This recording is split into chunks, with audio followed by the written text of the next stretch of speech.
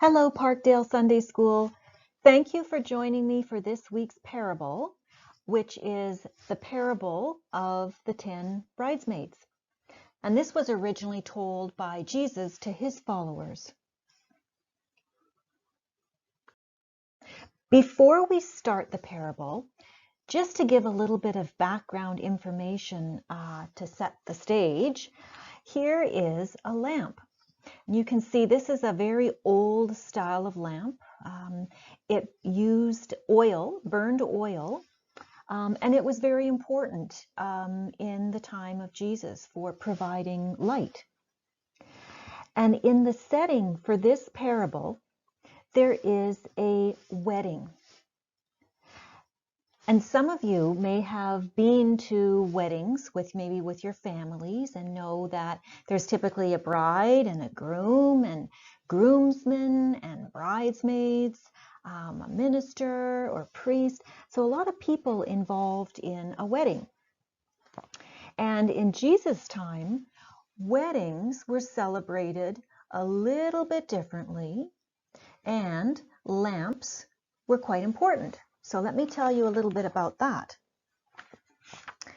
So in Jesus' time, normally a groom and some close friends of his would go to the home of the bride. And there would be some ceremonies with family members. And following that, there would be a procession through the streets after dark to the home, back to the home of the groom. And the bridesmaids, who would have been helping the bride in various different ways, they would expect to meet the groom as he came back from the bride's house. And this is where the lamps come in. Everybody in the procession was expected to carry their own lamp.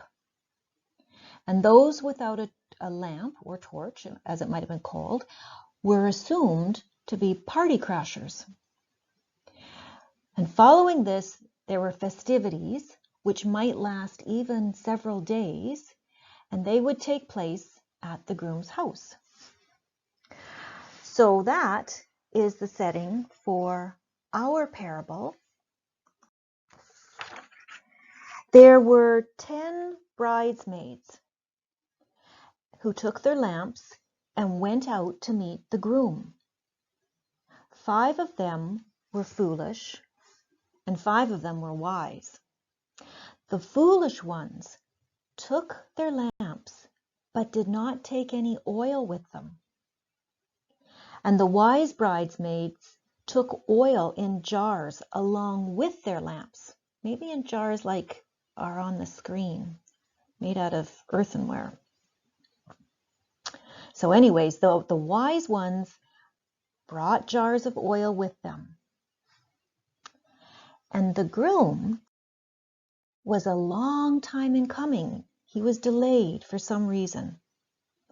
And the bridesmaids all became sleepy and soon fell asleep. And around midnight, a cry came out, "Here's the groom! Come out to meet him!" And the bridesmaids all woke up and started trimming the wicks of their lamp. And apparently that was important because otherwise the light would be very dim and it would burn smoky. So all the bridesmaids trimmed their lamps and started to refill them with oil.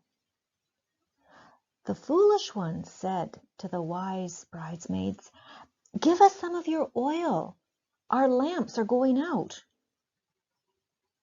"No," they replied. "There may not be enough for both us and you. Instead, go to those who sell oil and buy some for yourselves." So out into the night, the 5 foolish bridesmaids went. And I can just imagine they were probably feeling pretty stressed, and it would have been dark and they wouldn't have had any other lamps with them to light the way. And while they were out to buy the oil, the groom arrived.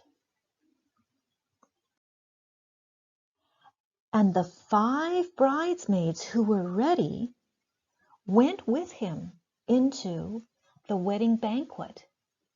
And there probably was great feasting and maybe dancing and celebrating. And the door was shut.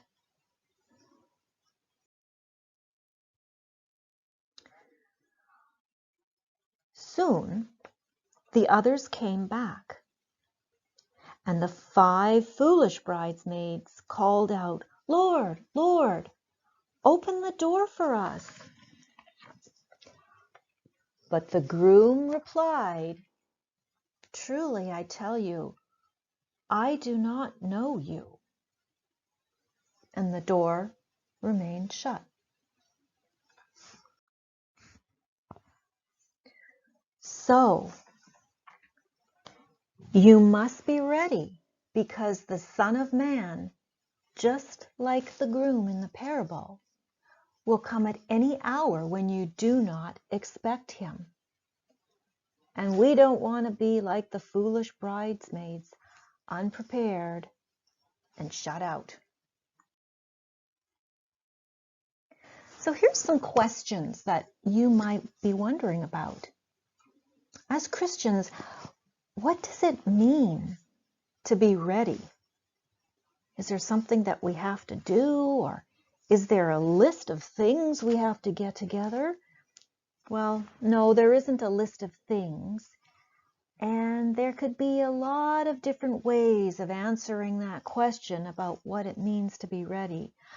But some might say that being ready is simply living our lives each day as Jesus would have us do. Something else to think about might be, how would Jesus have us live our lives and act as we go about our daily lives at home and in the classroom, at school, on the playground, or anywhere? Some things to think about.